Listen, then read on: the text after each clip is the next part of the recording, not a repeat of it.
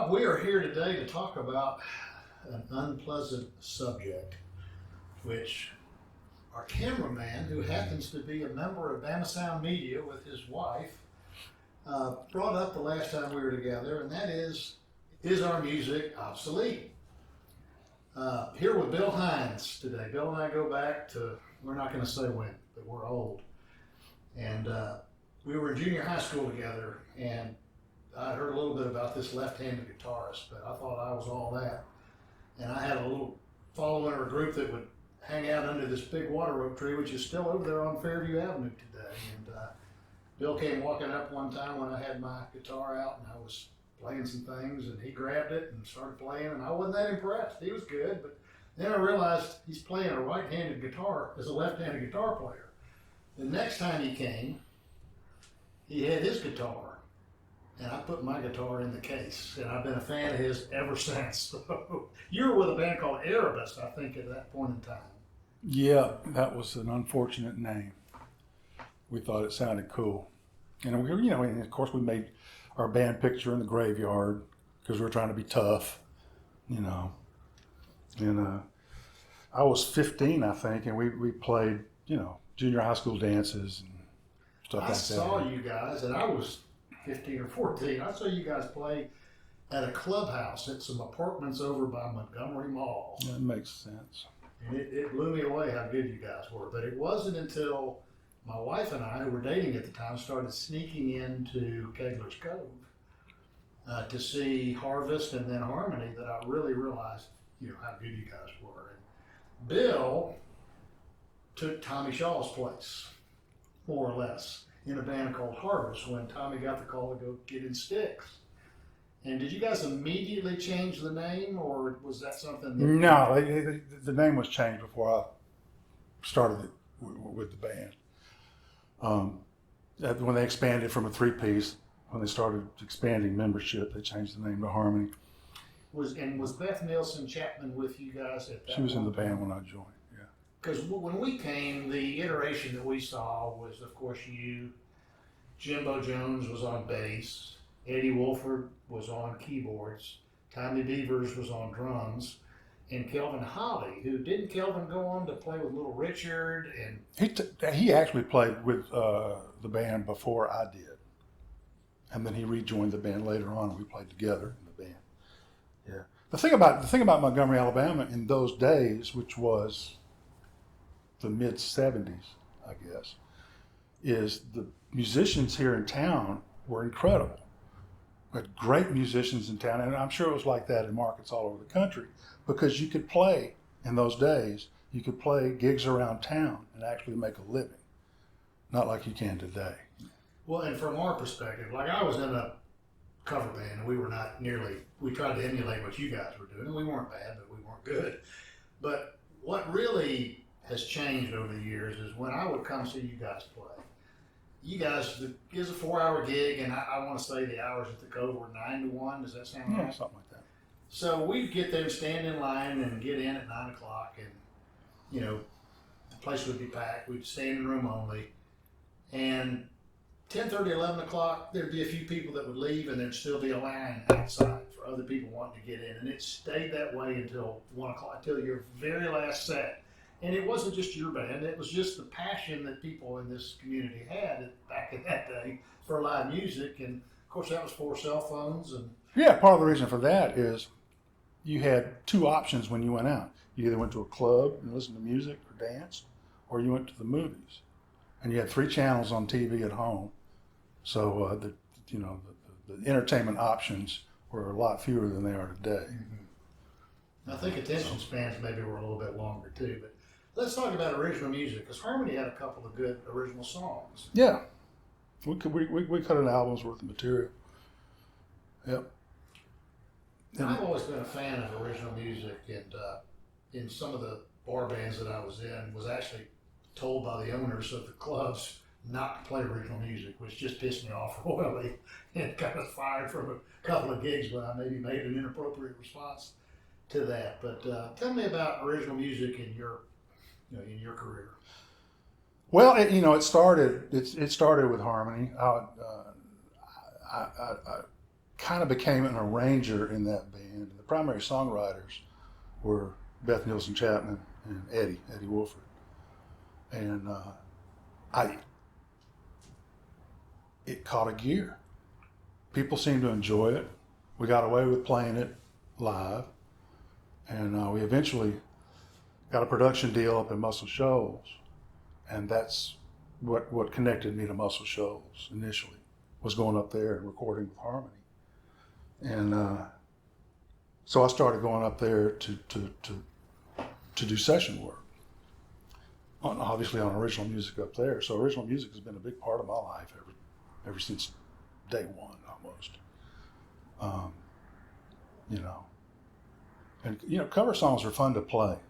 They're a lot of fun to play, especially if you're playing cover songs that you like.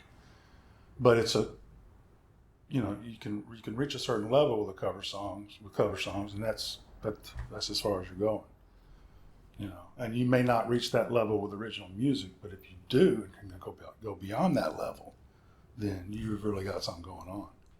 Well, y'all were our favorite local band to watch, and there was a band, and I know remember Mark Phillips, bless his soul, from Birmingham called Hotel, and they came down and played a lot of the same venues. You guys had like the house band gig at the Cove, but then as that kind of went away, you started playing at Cloverdale Pub and Studio 85, and I can't think of there was a place, LaCroix Shopping Village. There was Bob Schultz was one of the owners. Yeah, Brodigans. Yeah, Brodigans. Thank you, Brodigans. And Hotel would follow you guys there, and we'd go see them play. And they had a couple of really good original songs. Oh, they were great. You'll Love Again was the one that I remember. Yeah, and that was a regional hit, actually, on the radio. Well, they got booked, and you probably know more about this than I do, but they got booked to go on tour with the Little River Band. And it was like an international tour, and they didn't catch legs. I mean, that was apparently a disastrous tour for some reason. People didn't connect with their songs or their music, and they came back and tried to go back to the same clubs again, and the band just kind of went their own separate ways. And I may be completely wrong. There may be some Hotel fans that are going to catch this podcast and be, God, please correct me on that. But they were great. They had a song. It was a up-tempo song. Their album, I don't remember the name of the album, but it was Silver Moon or something like that. It was really a great album. Yeah, Half Moon Silver. Yeah, they did a couple albums I can't remember who the label was. And I mean, then just like it is now, the music industry is like a giant iceberg, and there's like a 1% tip of the iceberg above water where people are successful. And they were, and it was just as hard then as it is now to become a successful artist. And they became more successful than most, but they never crossed over into crazy success like a lot of bands did. And it's that way now too. I mean, anybody now can record a record at home and release it on Spotify, Apple Music, any of the streaming services. But there's that 99.9% of folks that never get listened to, because they're just not what people want to hear. It's the same. Besides Tommy Shaw, Beth Nielsen Chapman had a stellar career, but as a songwriter. Yeah. Who are some of the artists the big artists that she's written for? Oh God, there's been a ton of them. She had, I think her biggest song is probably called "This Kiss" by, I think it was Faith Hill. Yeah, she had some big records, "Strong Enough to Bend." Yeah. What records have you played on? That's mostly back in the '90s. Back when I was actually relevant in this business. Before he called you obsolete? When I was living in Muscle Shoals, and I played on a handful of number ones. Wow. So there was a band called Shenandoah, and I was on their records. A band called Sawyer Brown. I remember those. I was on one or two of their hit records back in those days. Yeah. What were some of your? And that was the big thrill. That was the first time I heard myself on the radio, which was, everybody has that story where they hear the song on the radio and they have to pull over and listen to it. And You know, it's pretty exciting. What were some of your guitar influences? Guitar? Yeah. Who did you try to emulate, or who were you Early inspired on, by? well, you know, that's the thing about being this age. I mean, I'm 67. I've been playing music for over 50 years, you know, and it started with me back in 1964 when I was 6 with the Beatles on that Sullivan Show, you know, and I wanted to be George Harrison. You know, I'm going to be that. I'm going to be George Harrison when I grow up. And that's where it started.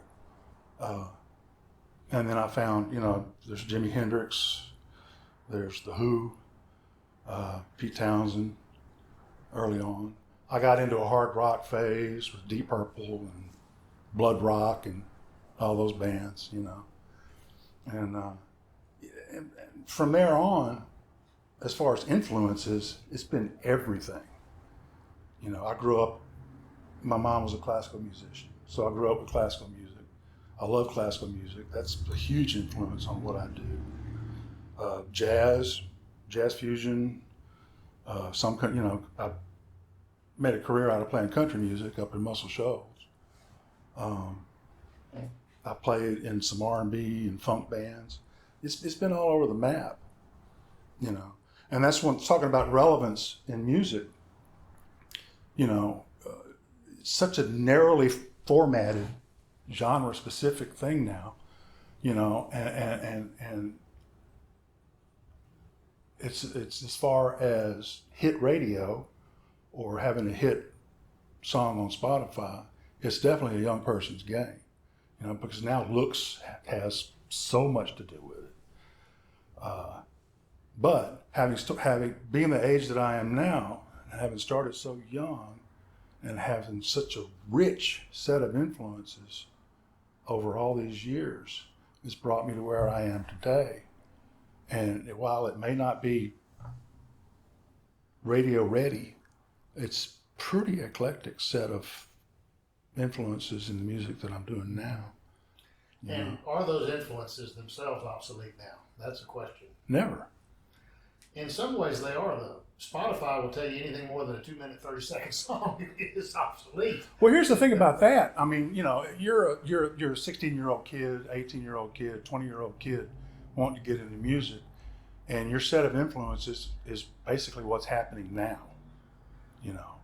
And so, and that's what creates this sort of sameness in all the music you hear on the radio now. I forgot what you asked me. Well, I was just talking about how it may be relative. Oh, the relevant influences. Yes, yeah.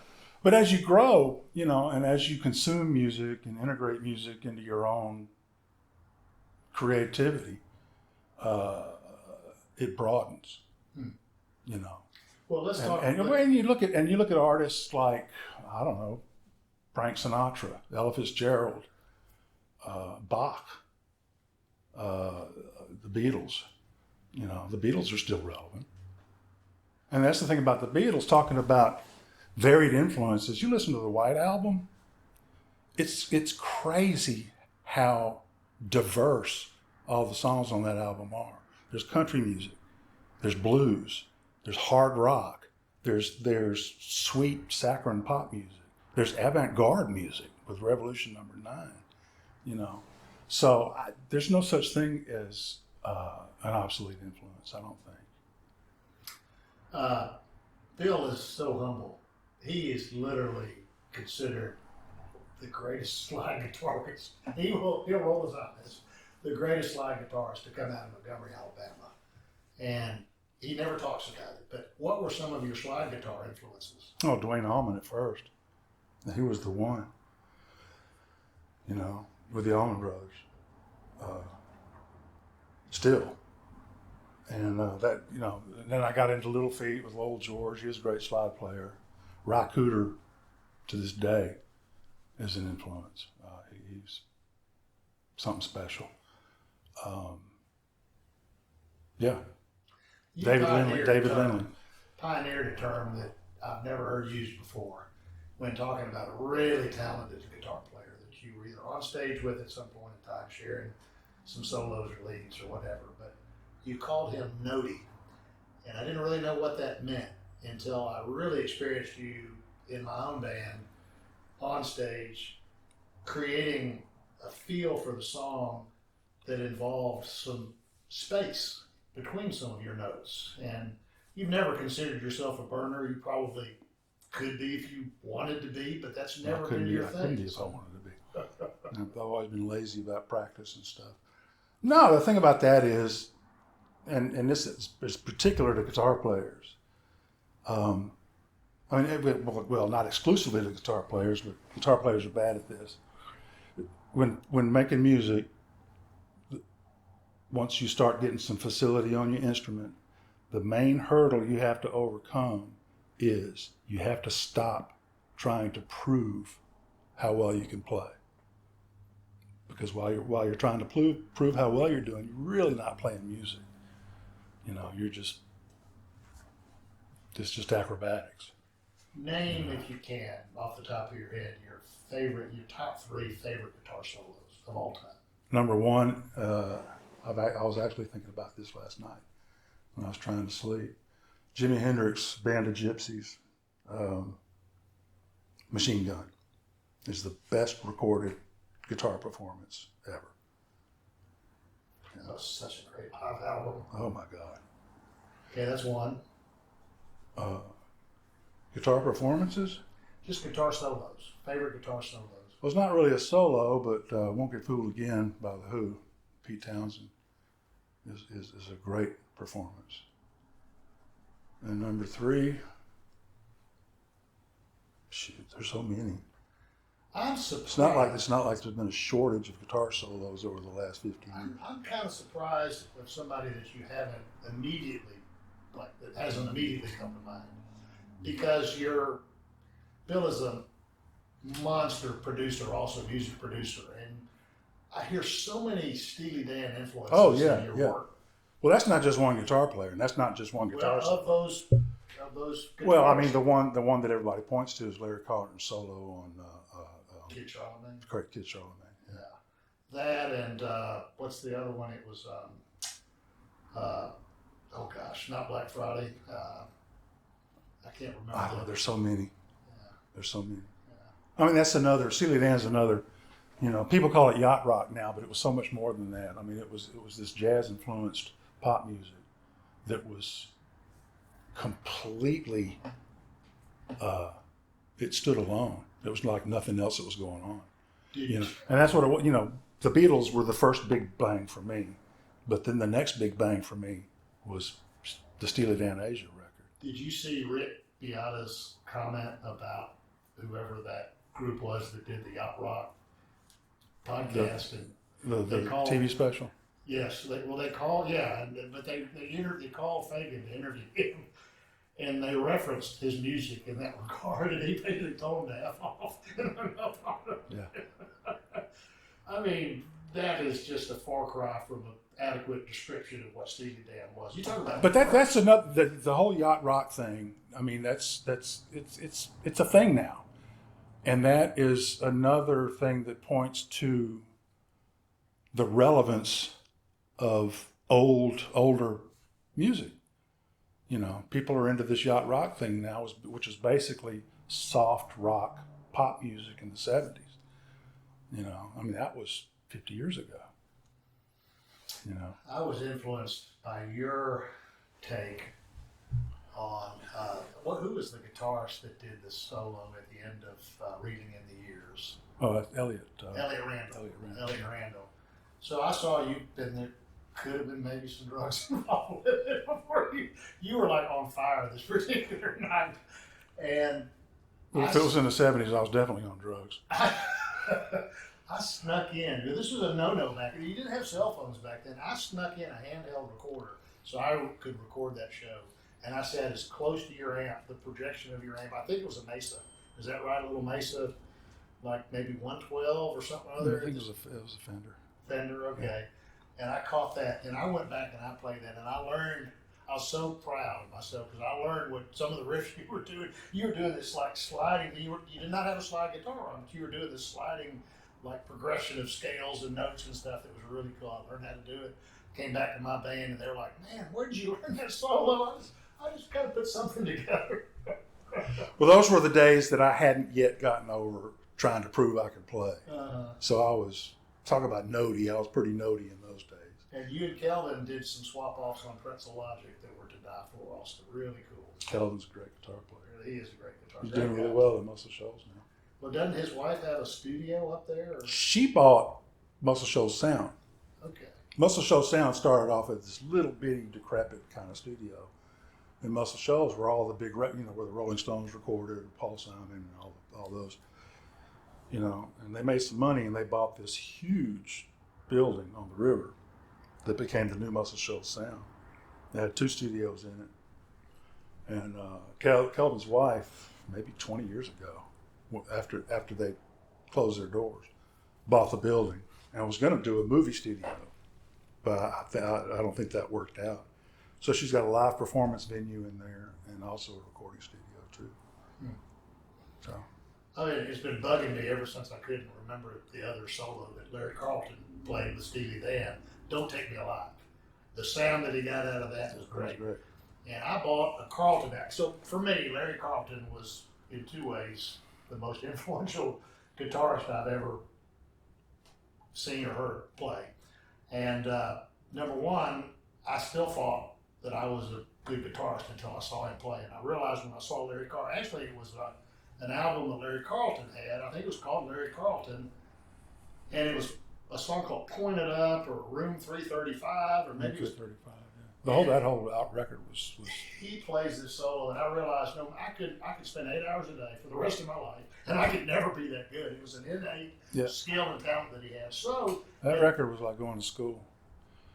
And at that point, I realized I either need to be a songwriter or I need to get a gig in real estate or do something besides trying to be a guitarist. No, you're a good guitar player. You're a good guitar player. What got you into the music thing? I'll be honest with you, to a large extent. I mean, I was probably playing longer than you, but I didn't take it as serious until I saw you play, and it was like you were this huge inspiration, not just for That's me. not what gave you the bug, though. What gave you the bug?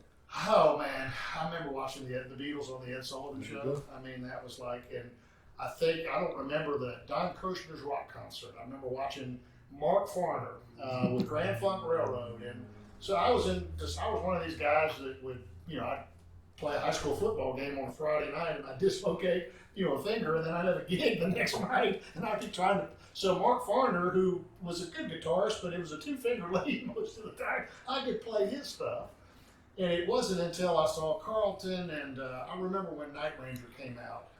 Carlton did a little bit of tapping, but it wasn't, a real predominant. He did it on Kid Charlemagne and a couple of notes, but Brad Gillis was the first guitar soloist, and Brad had played with Aerosmith, with Joe Perry. And when Night Ranger came out, I think Jack Blades was a bass player and the singer, and they came out with a song, it was probably around 1980, maybe 81, called Don't Tell Me You Love Me. And I cannot think of the second guitar player that came in. Anyway, he did this tapping thing, and it's like this whole new. It's like playing the piano on a guitar. He had 8 fingers on the neck. And I tried to learn that technique, and anyway, at that point in time, I really gravitated to songwriting. I felt like it was some way I could maybe stay relevant, But my songwriting, even today, is influenced by Steely Dan, the Eagles, Joe Walsh is a huge influence on. I think you had mentioned he was an influence on you as well. And I don't know, as a slide guitar player, Joe's got a really unique slide style also. And but by the time I got to college, we were in a college band, and we would travel around, doing the fraternity circuit. I started realizing that I wasn't going to be able to support family doing that. And so there was a period in my life where I didn't pick up a guitar for months at a time, and maybe as long as a year at some point. And there was a single event or solitary event that kind of pushed me over the edge.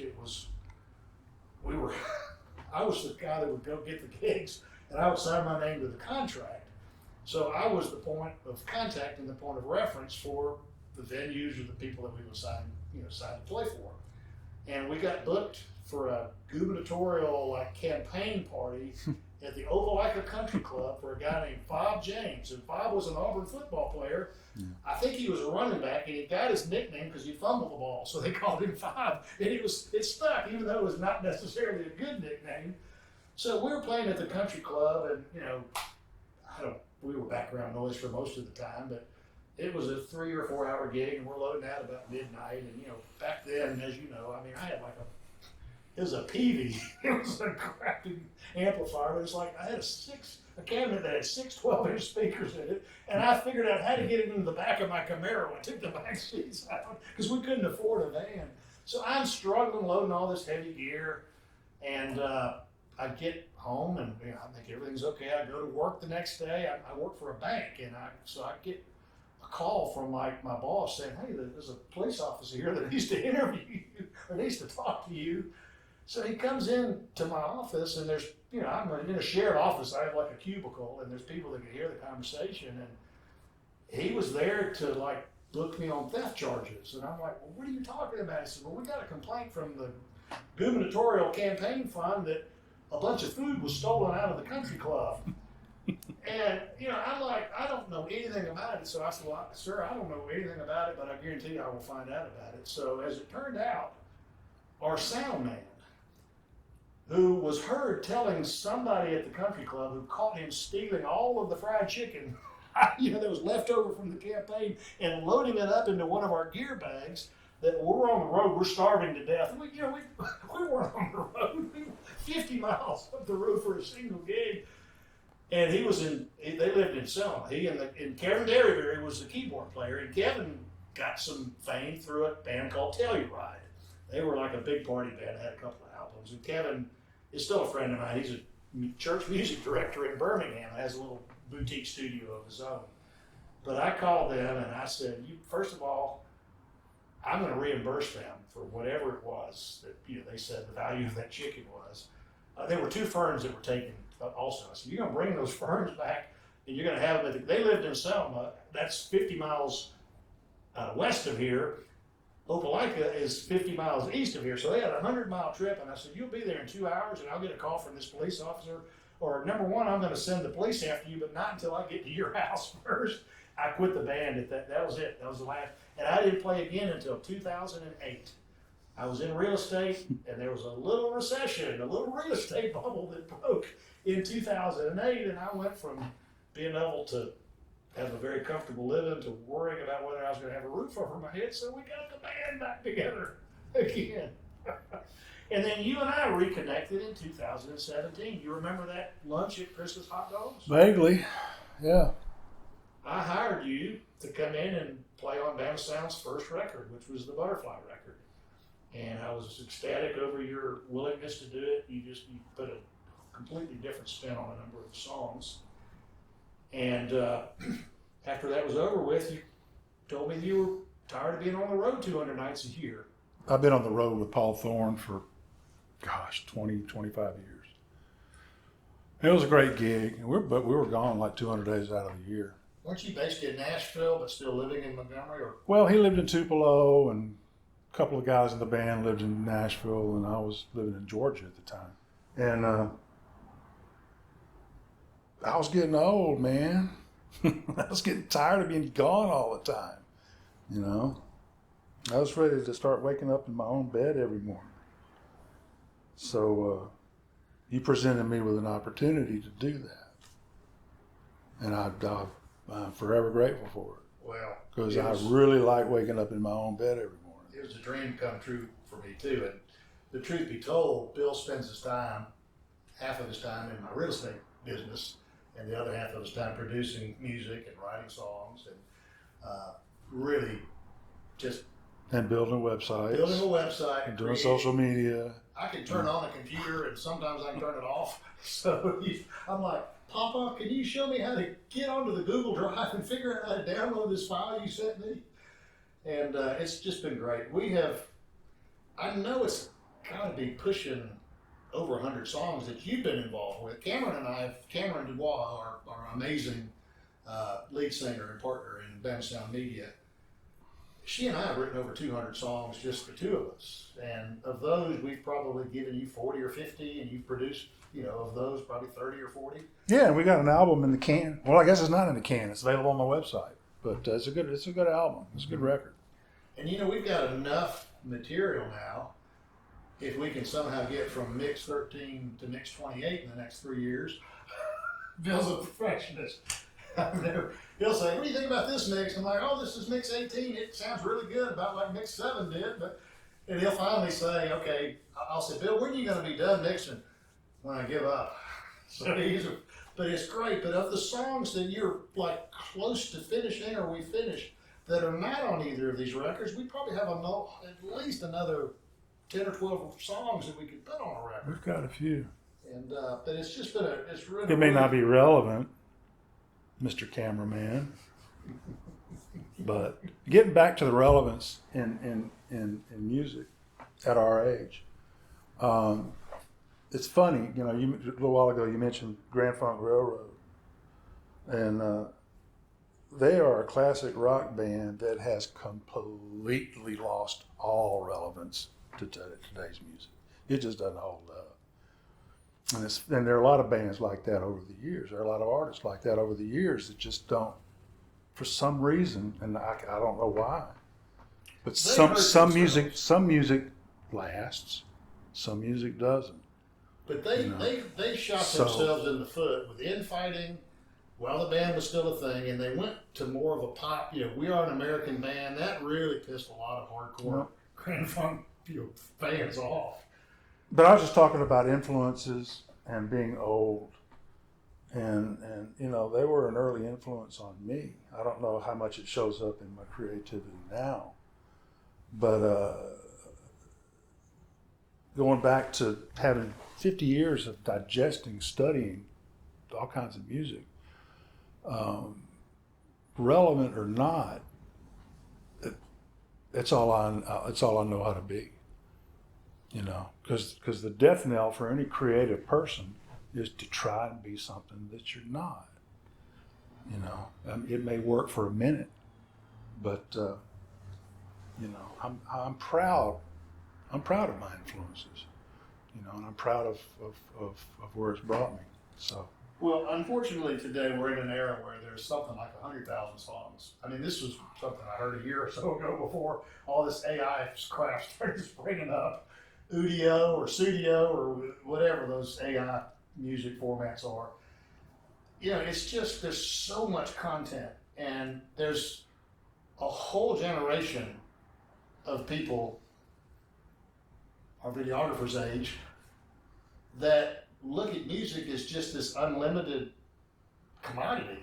And it's like there's such an unlimited supply. It is an unlimited commodity. Yeah, it's become, so much of it has become just wallpaper. It's just sonic wallpaper. And for me, if to be relevant and not obsolete in today's music environment and industry, if that means I can't tell a story in a song, I mean, you can't tell a story in a 1 minute, 30-second song, which is where, Spotify and Apple and the streaming services want you to go. I'm not going to play that game. And it's, Spotify's been great for some friends of mine that, Adam Ezra Group. I mean, Adam's got a really cool thing going. And he attributes a lot of it to the streaming business. And but for me, it's like, if I'm going to spend $100 a year to a digital service company like DistroKid or TuneCore or CD Baby to get a $17 check at the end of the year from Spotify, I'm just not going to play that game. And so what we've had to do is to pivot and figure out, okay, if we are obsolete as a band, and if our music is obsolete, then what does that mean? Do we stop creating music? And Nope. for me, it was like, okay, let's rebrand ourselves. So in 2021 or 2022, we started writing books.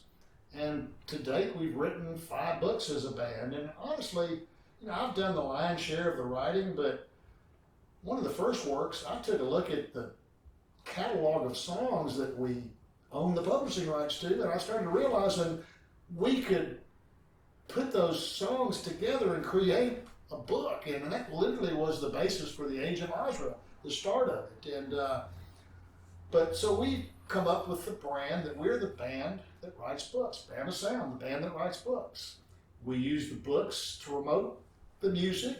We use the music to promote the books. And what I'm trying to do is even go beyond that, to create a new way for, it might be 1 out of 1,000, maybe 1 out of 10,000 consumers, to go direct to the person that doesn't want to have to upgrade to a Spotify premium to get the ever increasing ads to go away, and that wants to connect with a band and the message and the story that's beyond, that's behind the songs, and create some continuity where, albums still matter. I mean, to me, albums they told a story. Just the songs and the order of the songs would matter. And that, getting an album and going home and putting it on the record player and turning the lights down and just listening to that stuff. It was a very intentional event. It was. I mean, and I would mow grass and I would save up for days, if not weeks, to go buy that album. And I remember I was so pissed off when I bought Jethro Tull Aqualung, because the whole B-side was like one song. By the 10th listen, I'm like, this is the greatest record I've ever heard. It was like, it just transported me to a whole different place, and I miss that, and I want to be able to create that. If you and I can't do that, and Cameron and Bama Sound and our amazing team, with just the music, then I want to do it with this combination of books and audiobooks with a soundtrack. I mean, we have the sync licensing capability to sync license 300 or 400 songs that we own the publishing rights to not only our products, but to other creators' works. And I really want to use our music in that regard. And if it means we're obsolete to the traditional, subscriber to Spotify, then so be it. I want to create some exclusivity to our products, and I'll give them away for free, at least initially. And I hate having to penetrate a paywall. And I don't want to do that to our fans that are taking time to understand what we're doing, at least initially. And I think that means that, to wrap up this conversation, we are obsolete in some context. I mean, with regard to the way music has moved away from storytelling and moved away from a 5-minute song to a 4-minute song to a 3-minute song to a 2-minute 30 song, soon to be a 2-minute song, we're obsolete, because I'm not gonna write a song that I can't do that. And I don't know how you can't have a guitar solo. We were talking about opening guitar solos, and Don't Take Me Alive, that opening guitar solo is really one of my favorites. You can't do that anymore. I mean, that's so, as a guitarist. No, but you can. We can do anything we want. Well, true. That's true. You can't do it and expect to get traction. I don't quite see it that way. We are who we are, and that's and if we're, and if we feel like that's wrong or obsolete, then what are we doing? It's not obsolete to me. It may be obsolete to a lot of people, but it's not obsolete to me. And I know, because I listen to current music that jives with what I'm doing as well. It might not be a top 10 hit, but it is consumed. So, well, at the end of the day, I wake up every morning excited for the next upload or the next project that I get. There's basically 6 primary content creators in the group, in the band, in Bama Sound Media, and 5 of us can walk to each other's door, which is really cool. We don't live, it's not a commune, but they're in my real estate investment properties, and we literally can walk to each other's doors. You live, 2 miles from here? You grew up in? Yeah, I just live we're in a really cool neighborhood called Cloverdale. You and I went to school here. You lived in Cloverdale, so you're about as much Cloverdale as we are. And at the end of the day, if it means our works don't get legs, just the process of creating and working with these amazing creators with these 5 projects, the first of which is King of Drums, which we have an audiobook. The first 10 chapters are up for free on BamaSound Media channel. We have a soundtrack that goes with that, which is available on the Bama Sound Media website. We have a trailer that these amazing partners of ours that are filming this episode have not only scripted, written, acted, and filmed. It's come out, and they draw, they sing. I mean, it's just sickening how talented they are to get to experience. And they're in their 20s, so they're in that generation, the early 20s. And hopefully, as we go, we can bring more people into the fold. It'd be nice to have more authors. It'd be nice to have, more music creators. How do you feel about interviewing some other local singer-songwriters and other bands? We need to do that. And, get them in here on a regular basis. And I would like to have Cameron and Jazz Curtis, who are off camera here. I would like to get them to tell their stories a little bit. And Cameron Curtis has a song up on our YouTube channel, which is actually a really obscure cover that he took and made it his own, and it's called "Come Down the Coast." It's great. And we wake up every morning and we're working towards doing stuff we love to do. And like I said a little while ago, that's the victory right there. Well, I'm proud of it too, and I appreciate the inspiration that you provided me. Everybody's watching this, this guy's kissing his ass. No, that's not the case at all. I get on his last nerve and I kick him in the butt a lot because there has to be a boss.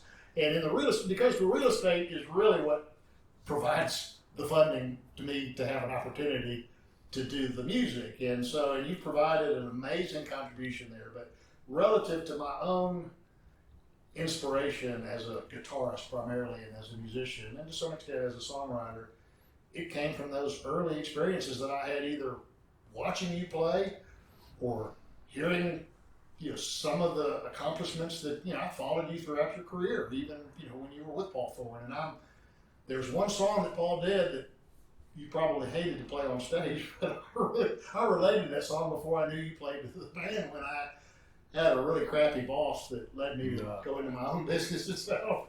What was the name of the song? No, It's a good day. The line is something about it's a good day to whip somebody's. And he's like, I'm going to give you a goodbye present in the parking lot that you'll never forget or something. Yeah. But Paul, for those that don't know that, Paul was a really elite fighter. And didn't he fight and get knocked out by Roberto Duran? Yeah, he fought Duran. Yeah. How old is Paul? He is 60, maybe. Mm-hmm. Talk about, talk about relevance again. He's still out there touring. He's still making records. Does he like the road? He's got a fan base. He's doing well. Does he enjoy the road, though? Yeah. He must. He's still doing it.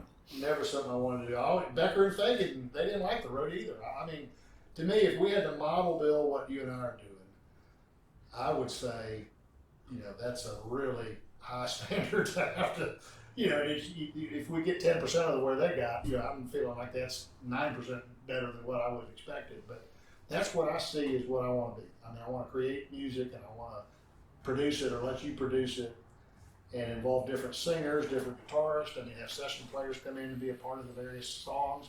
Creative. I mean, what genre are we? We don't even know what genre we are. What would Americana, maybe? No, I don't even think about that. Well, we have a lead singer that leans country rock. Yeah, it's just what we do. Mm-hmm. I don't want to be limited. This is what we do. I don't want to be limited to one genre. I want to get up every day and have new interactions with my team and get new ideas and concepts from them that we put across the finish line. So, yeah. Thank you for coming, man. I appreciate you. I appreciate you, man. Thank y'all. See ya.